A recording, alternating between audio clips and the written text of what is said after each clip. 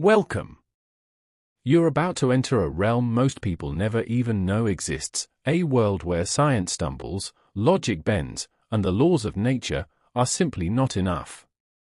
Today, we uncover the truth behind what many call unknown energies, invisible forces that have shocked eyewitnesses, baffled researchers, and reshaped entire beliefs.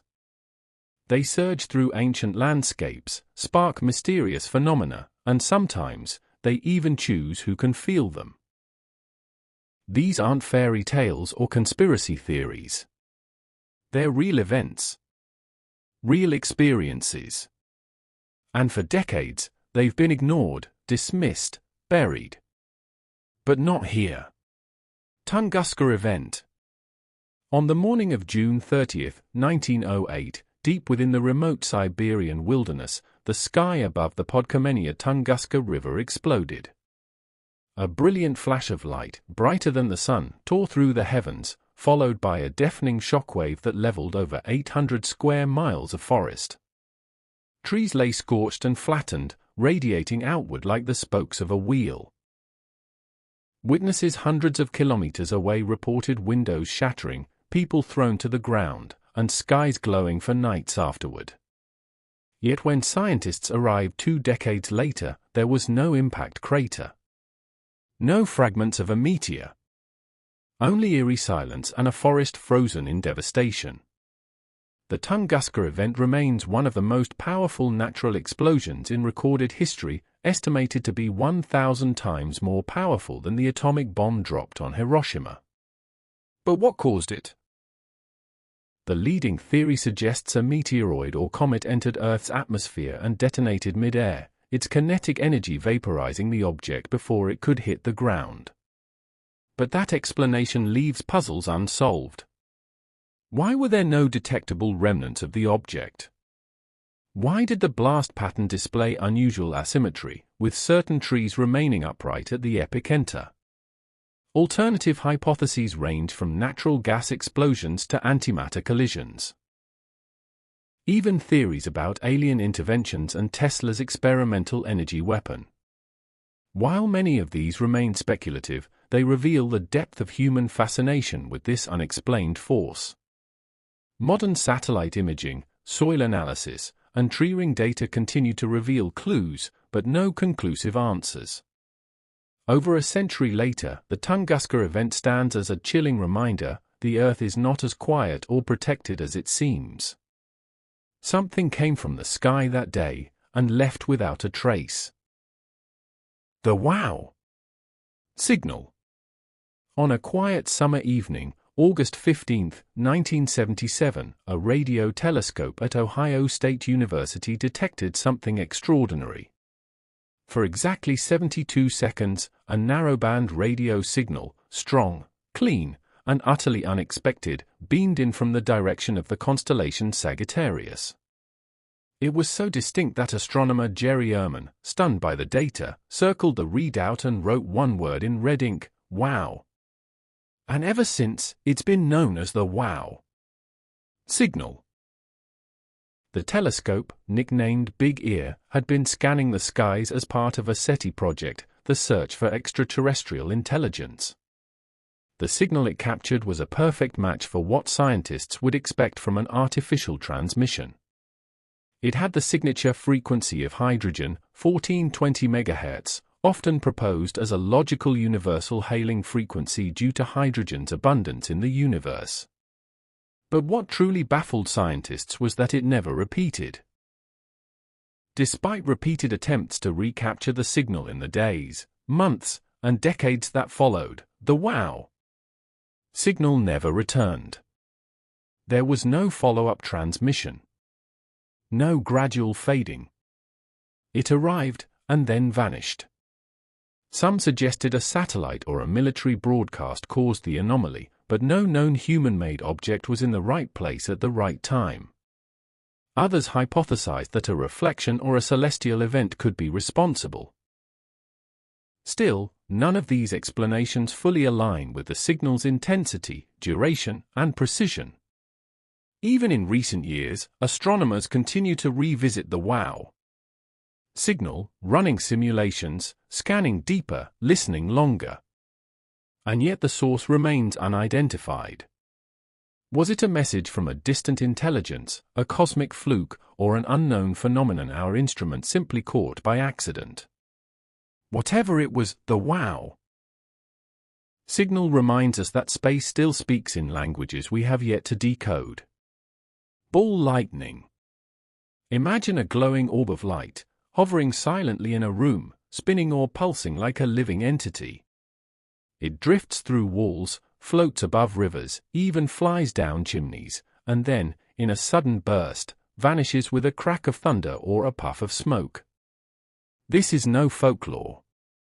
This is ball lightning, a phenomenon reported for centuries, and still defying scientific explanation.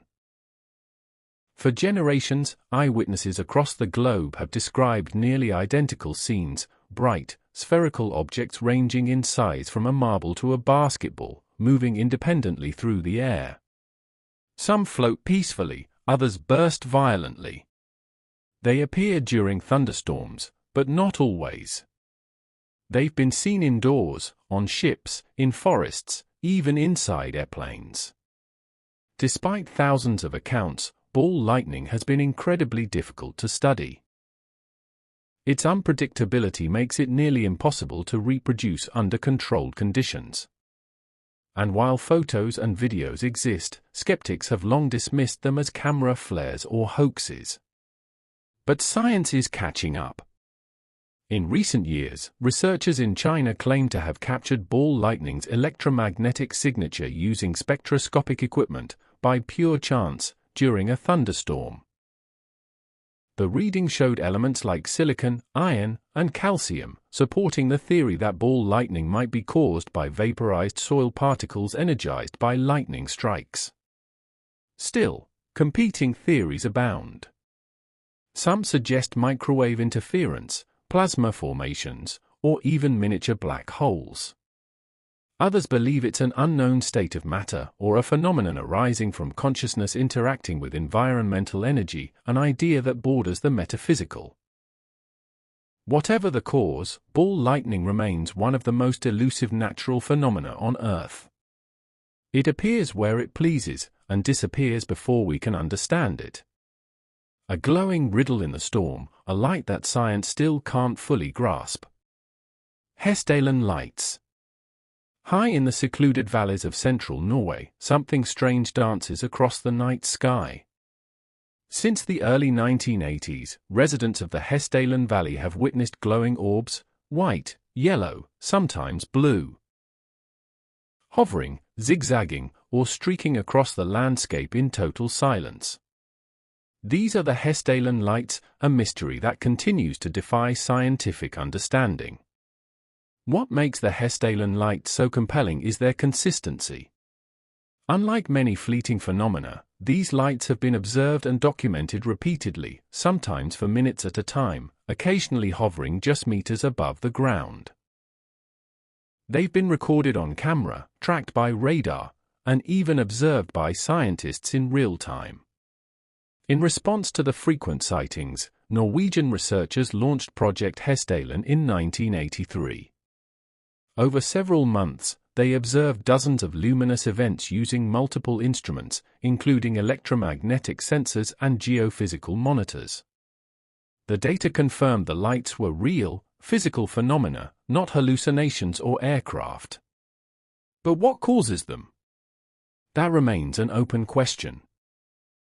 One theory suggests that the valley's unique geology may play a role.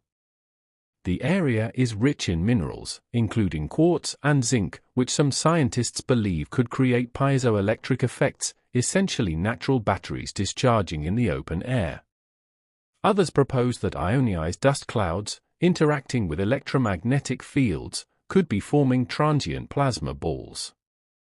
Yet, some behaviors observed, including intelligent-seeming movement and formation flying, have led others to speculate about non-natural causes. UFO enthusiasts suggest the lights may represent a form of unknown technology or surveillance. Even decades later, the lights remain active. An automated observatory continues to monitor the valley, capturing videos and data 24/7. And still, no definitive answer has emerged. In Hessdalen, light moves with purpose, but no one knows why. Earth's hum. In cities, deserts, and coastlines across the globe, people report hearing a strange, low-frequency noise, a persistent hum, barely audible but deeply unsettling. It's not caused by machines, traffic, or wind. It's something else. A vibration that seems to come from everywhere and nowhere. This is the mystery of the Earth's hum, a sound that some say is driving them mad. The phenomenon goes by many names: the Taos hum in New Mexico, the Bristol hum in the UK, the Auckland hum in New Zealand. Though the locations vary, the descriptions remain eerily similar: a droning, low-pitched sound, often most noticeable at night. Sensitive to it, some individuals report headaches, insomnia, even nausea. And yet, scientific instruments often detect nothing. Theories abound.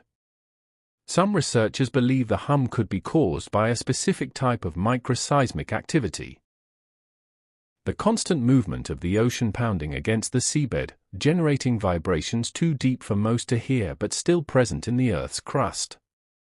Others suggest human infrastructure might be to blame: distant factories, wind turbines, or electrical grids producing infrasonic waves that travel for miles. But many instances defy these explanations. Some hums occur in isolated regions, far from any industrial source.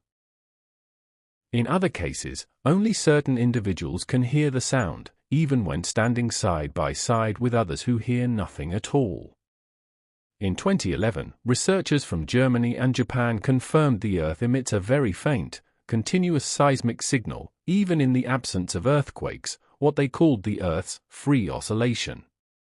But this discovery doesn't account for the psychological and physiological effects reported by hum hearers. Is it an acoustic illusion? A biological sensitivity? Or something deeper, embedded in the pulse of the planet itself? The Earth may be whispering, but only a few can hear what it says. The Taos hum. In the quiet desert town of Taos, New Mexico, where the wind moves softly through adobe walls and mesas glow under the sun, a strange sound haunts the silence. It's not loud. It's not sharp. But for some, it's inescapable. A low, droning hum that seems to come from beneath the ground, or deep within the ear. This is the Taos hum. One of the most studied and unsettling acoustic mysteries in the modern world. Reports of the sound began in the early 1990s, when residents complained of a persistent humming noise, audible only to a select few. The sound was described as a low-frequency rumble, like a distant diesel engine idling just out of sight. It often grew stronger indoors, and for some, it caused headaches, nausea, and even emotional distress. Curious and concerned, in 1993, the U.S.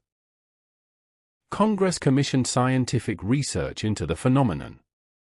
Teams of experts equipped with seismographs, microphones, and electromagnetic sensors descended on Taos.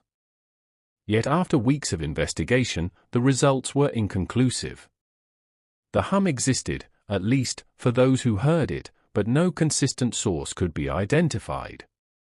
Only about 2% of the town's population could hear the sound. And among them, experiences varied widely. Some heard it at night. Others during the day. Some indoors, others out in the open. The lack of consistency made the mystery all the more difficult to untangle. Theories include distant industrial equipment, underground geological activity, or low-frequency electromagnetic waves. Some even suggest the hum is generated internally, a neurological phenomenon linked to heightened auditory perception or even tinnitus. But the fact remains, those who hear the Taos hum insist it is real, persistent, disturbing, and impossible to ignore. In Taos, silence has a sound. And no one can explain why. The Kokomo hum. In the heart of Indiana, nestled among factories and quiet neighborhoods, the city of Kokomo became the center of a modern acoustic enigma. Beginning in the late 1990s, residents began reporting a mysterious, low-frequency noise, constant, pulsing, and deeply unsettling. Some described it as a mechanical rumble, others as an invisible pressure pressing into their skull. It became known simply as the Kokomo hum. What set this hum apart was its persistence and the physical symptoms it brought. Those who could hear it, and they were many, complained of headaches, dizziness, nosebleeds, and insomnia. Some even moved away from Kokomo in desperation, convinced the sound was ruining their health. And yet others in the same homes heard nothing at all. Responding to public concern, the city funded an investigation in 2002. Acoustic engineers were brought in, armed with sensitive recording devices and frequency analyzers. They did find low-frequency noise, one tone at 10 Hz from a cooling tower, another at 36 Hz from an industrial air compressor. Both were consistent with the range many people associate with discomfort. The companies involved made adjustments to reduce the noise emissions. But the complaints continued. Residents claimed the hum didn't stop, that it changed, moved, even pulsed differently than before. And so the mystery endured. Some experts believe the Kokomo hum may be more than just industrial noise. It may involve a combination of environmental sounds, architectural acoustics, and personal sensitivity, a kind of perfect storm that only a portion of the population is vulnerable to. Others suspect that not all sources were ever identified. To this day, the Kokomo hum remains unsolved. For some, the city hums with unseen energy. For others, it's maddening silence. One sound. Two realities. And no final answer.